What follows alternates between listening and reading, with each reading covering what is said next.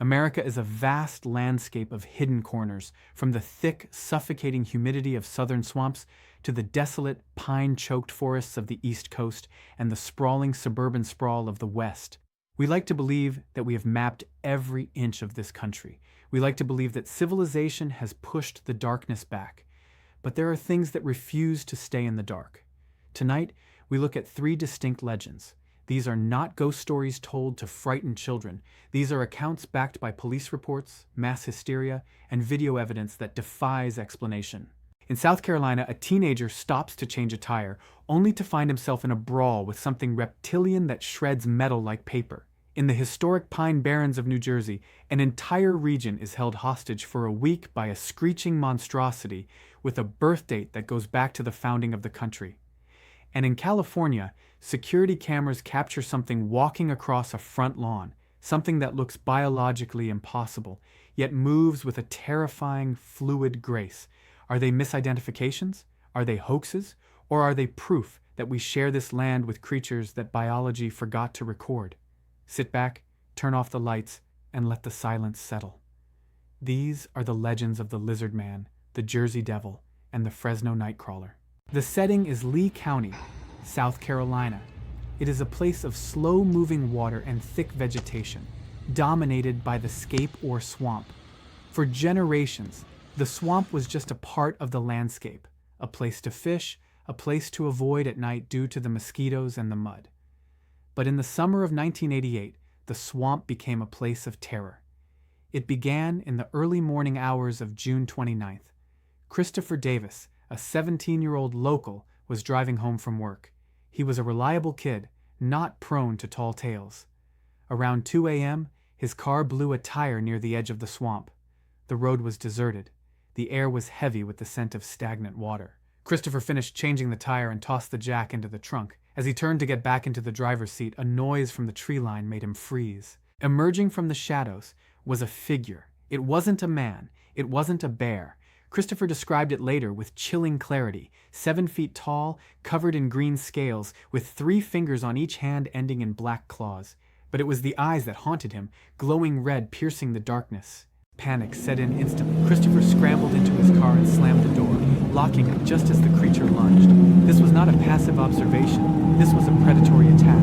The creature grabbed the door handle. Christopher could hear the metal groaning. He gunned the engine. The car swerved on the gravel, but the creature didn't let go. According to the police report filed later, the beast jumped onto the roof of the moving vehicle. Christopher could hear the scratching, the heavy thud of weight, and the screech of claws dragging across the paint.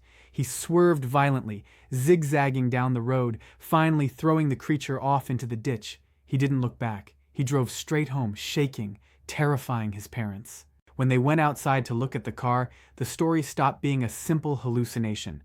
The side mirror was twisted and mangled. Deep scratches were gouged into the roof.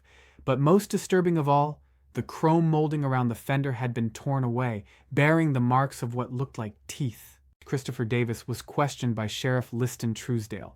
The sheriff expected the boy to break, to admit it was a prank or a cover-up for an accident, but Christopher was visibly traumatized and the physical damage to the vehicle was undeniable. As news of the encounter spread, the town of Bishopville changed. It wasn't just Christopher. Other reports began to trickle in.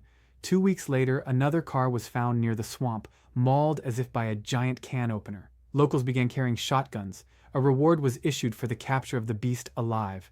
The Lizard Man became a media sensation, but beneath the sensationalism was a genuine fear. Residents reported strange noises, a high-pitched wail emanating from the depths of the Scape or swamp.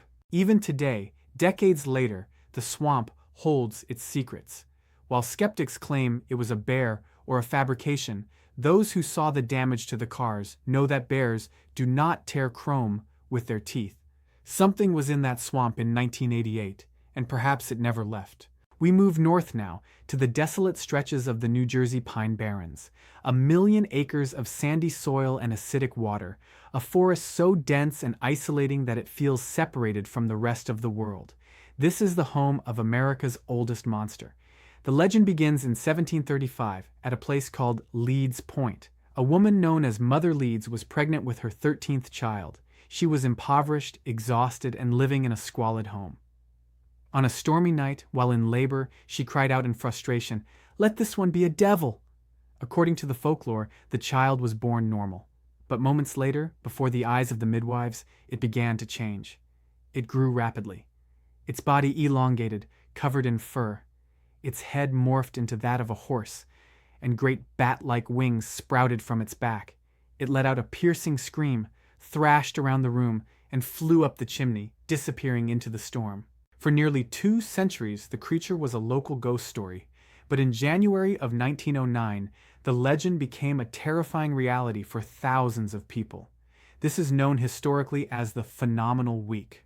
Between January 16th and 23rd, the Jersey Devil was sighted not by 1 or 2 drunks, but by hundreds of credible witnesses across the Delaware Valley. In Bristol, Pennsylvania, a police officer fired at the creature as it flew over the canal.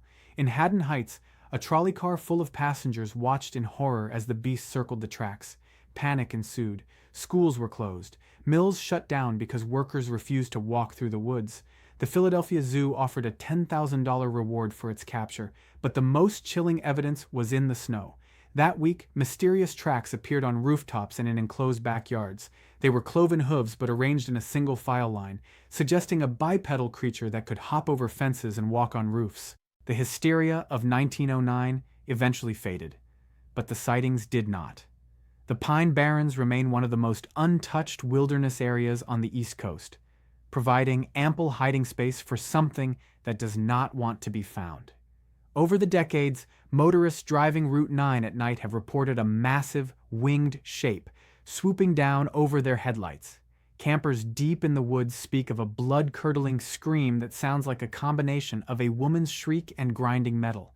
The Jersey Devil is unique because it isn't just an animal, it is a piece of cultural identity, yet the fear it commands is primal.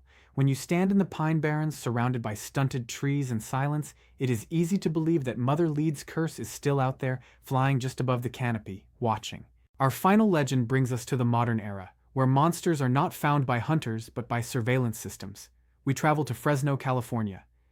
In November of 2007, a homeowner named Jose heard his dogs barking furiously at something in the front yard. Afraid of a break-in, he checked his security camera footage the next morning. He expected to see a stray dog or perhaps a coyote. What he saw instead has baffled the internet and cryptozoologists ever since. On the grainy black and white footage, 2 figures walk across the lawn. They are small, pale, and possess no arms or torso. They appear to be nothing more than a pair of long white legs connected at the top with a small head-like protrusion. They move with an unnatural, fluid stride, almost as if they are gliding or walking on stilts. They have been nicknamed the Fresno Nightcrawlers, or sometimes humorously, the Walking Pants. But there was nothing funny about the footage to the homeowner. The movement was too organic to be a puppet, yet too alien to be an animal. If this had been a single video, it might have been dismissed as a clever hoax, but years later, a second video surfaced from a completely different location. Yosemite National Park. Security cameras aimed at the wilderness captured similar figures. These were taller, moving through the trees with that same eerie, deliberate gait. In this footage, there appear to be 2 of them, a larger one and a smaller one, moving together. This footage added a layer of depth to the mystery. It moved the creatures from a suburban lawn to the wild, suggesting a migration or a habitat. The lack of arms, the impossible center of gravity, and the ghostly whiteness of their forms make them unlike any other cryptid in American folklore. They do not seem aggressive. They simply exist. What are they? Skeptics argue they are puppets on wires, or perhaps people walking on stilts in white suits. But digital analysts point out the difficulty of replicating the smooth, floating movement seen in the videos. Interestingly, local Native American legends from the Yokuts tribe speak of beings that fit this description. They tell of walkers with long legs and no bodies who travel the swampy areas and forests. These beings are considered nature spirits, harmless unless provoked, simply observing the human world. The Fresno Nightcrawler represents a new kind of horror, the horror of the uncanny. It is not a beast with teeth and claws like the lizard man. It is not a cursed demon like the Jersey Devil. It is something utterly alien, walking silently past our homes while we sleep, captured only by the unblinking eye of a camera lens. The lizard man shows us the violence of nature, a prehistoric aggression hiding in the mud. The Jersey Devil reminds us of our history, a curse born from desperation that refuses to die. And the Fresno Nightcrawler serves as a modern enigma, a reminder that even with all our technology, we still cannot explain what walks through our own backyards. These creatures are vastly different, but they share one common trait: they thrive on the periphery. They exist in the corner of your eye, in the blur of a photograph, in the static of a security tape. So, the next time you find yourself on a lonely road changing a tire, or walking through the pines at dusk, or checking your security camera in the morning, look closely. The landscape is not as empty as it seems. If you enjoyed these legends, help us document more by subscribing and liking this video. Tell us in the comments, which of these three would you be most terrified to encounter? Until next time, keep watching the shadows.